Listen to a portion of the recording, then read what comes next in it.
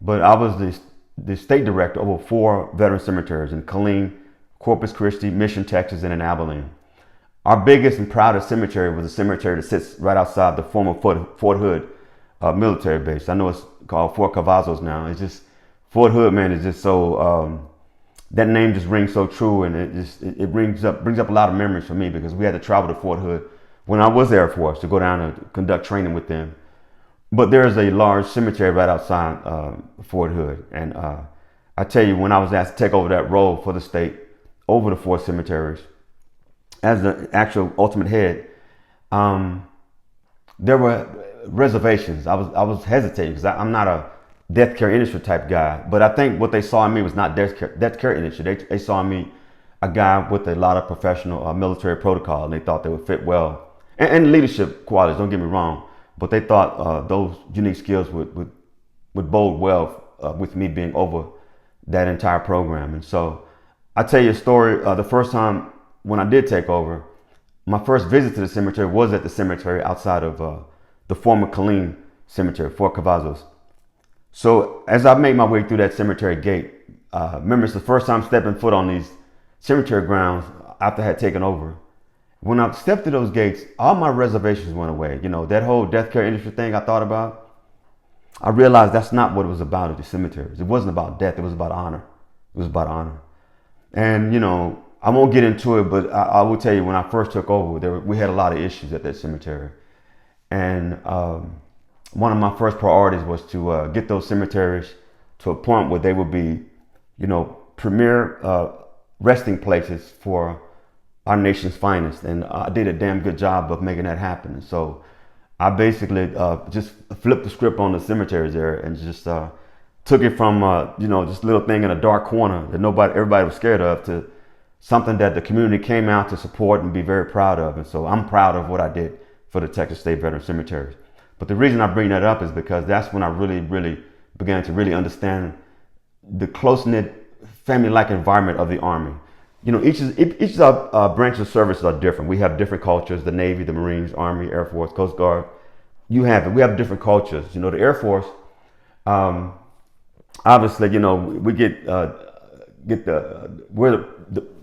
brunt end of jokes and things when it comes to who gets taken care of the best in terms of military services. Everybody knows that a lot of money is spent on Air Force folks, and we're staying in hotels while Army folks are in tents. It was more so back in the day, but I'll tell you now that has kind of changed. They've made the Air Force folks more combat ready. Trust me. When I got out in 2009, we had transformed big time from when I came in 1988. But at the cemetery, I found out how really close knit the Army family was, because at the burial ceremonies, the burials that took place out there, I call them ceremonies because they are. It's the nation's ceremony to say thank you for your service to those being laid to rest. But at these ceremonies, man, I would see how the Army folks would come out and they would really, truly honor their folks, man. I'm not saying the Air Force folks didn't do it to other services, but there was something very unique about the way the Army honors its folks. And I will tell you, man, being in some of those services, one of the biggest things I remember about being at Killeen, you know, Fort Cavazos or Army services, was the intense amount of pain that I felt. The intense amount of pain. And you figure Killeen, man, that cemetery is sitting right outside of Killeen. A lot of those folks, you know, a lot of those folks died when they took the uniform off. Many of them died before they were able to take off the uniform. You know, and I had the unfortunate pleasure of knowing some of these folks, having some knowledge of some of these folks. And over the years, man, it was an honor to be among the Army folks there outside Killeen, Fort Cavazos, and really to learn the Army culture. You know, I even attended events like Memorial Day events where I would allow the Army to do that thing. I was the guy over the entire cemetery program, so everything had to come through me. But what I wanted to do with these cemeteries is to make damn sure the cemeteries represented the community. So Killeen, the Killeen Cemetery, is set right outside of you know, the Killeen base there. And so I wanted to make sure it had the feel of the Army, but at the same time, I had to raise the quality of standards across all cemeteries. All of them mimicked a certain standard, but at the same time, I allowed all of them to have a culture.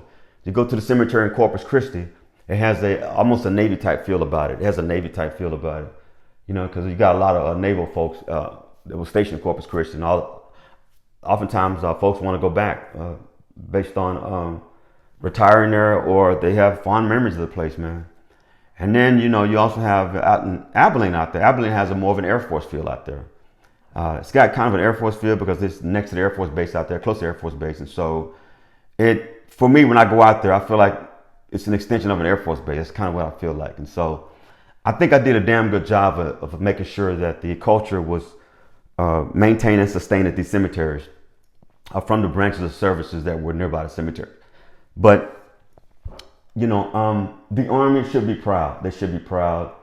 I'm proud to say that I've worked so closely with the Army.